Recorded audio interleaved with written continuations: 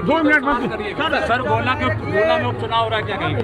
गोला के उपचुनाव में कमल खिल रहा है।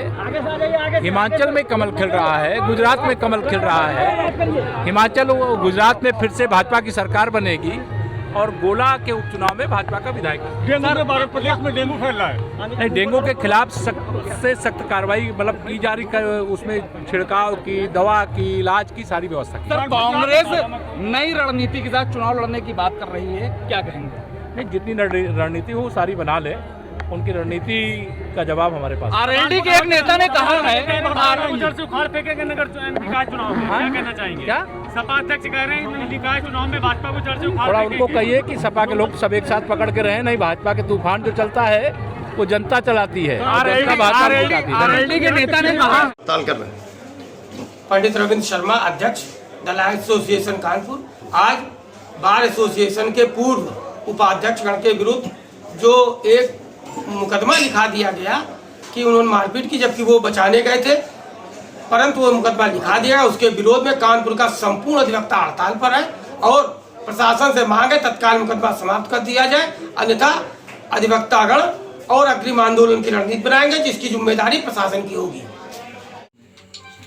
जो बेसिक जिन्हें अकीदा कहा जाता है, उनमें एक ये है कि हमारे जो आखिरी पैगंबर हैं हज़रत मोहम्मद सल्लल्लाहु अलैहि वसल्लम, वो अल्लाह के गॉड के आखिरी मैसेंजर हैं, आखिरी नबी हैं।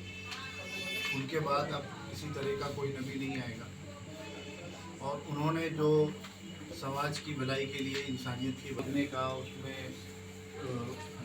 कमी बेशी करने का किसी को इख्तियार नहीं है। अभी हमारे देश में आज से 125 साल पहले एक शख्स पैदा हुआ जिसने धर्म के नाम पर खुद को कहा कि मैं गॉड का मैसेंजर हूँ और बहुत सारे बिगाड़ पैदा किए। इसने एक बहुत बड़ा बिगाड़ ये पैदा किया कि देश की भलाई के लिए समाज में, देश में सारे धर्म के लोग एकजुट होकर अंग्रेज़ के खिलाफ लड़ाई लड़ रहे थे। उस टाइम पे ये, जिसको हम बहुत बड़ा फितना समझते हैं, ये पैदा हुआ और इसने एक काम तो हमारे धर्म का ये किया कि धर्म के ख़िलाफ़ बात की। हमारे जो पैगंबर हैं उनके ख़िलाफ़ बात की, वो आखिरी नबी हैं, उनके बाद नबी होने का दावा किया और उसने अपने आप को मुसलमान कहा। अब एक आदमी जो अपने आप को मुसलमान कहे, गॉड का मैसेंजर कहे, दुनिया समझे कि ये मुसलमान है और वो बात ऐसी कर रहा है जो समाज के लिए हानिकारक है, नुकसानदेह है, तो उससे हमारा धर्म बदनाम होता है। तो इस वजह से हम लोग, ये शख्स और इन जैसे लोग जो देश को, समाज को तोड़ने का काम करते हैं, जो दीन में भी पैदा कर रहे हैं बिगाड़ और समाज में भी बिगाड़ पैदा कर रहे हैं, इनका इस्लाम से कोई लेना देना नहीं है, मुसलमानों से कोई लेना देना नहीं है। इनकी वजह से कोई मुसलमानों को या हमारे मजहब को, इस्लाम को बुरा ना समझे। નમસ્કાર, કેમ છો? તમે મને તમારો ભાઈ માનો છો ને? આપના પરિવારનો હિસ્સો માનો છો ને? મને આટલો પ્રેમ કરવા બદલ ખૂબ ખૂબ આભાર.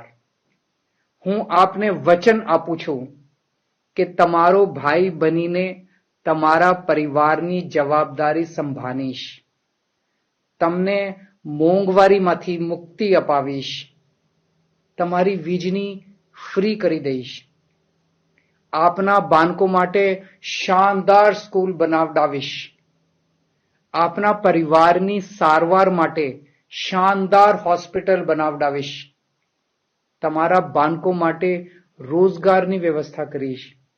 તમને અયોધ્યા શ્રી રામચંદ્રના દર્શન કરવા લઈ જઈશ. બસ એક બાર એક મોકો આપો. જીવનભર તમારો ભાઈ બનીને રહીશ.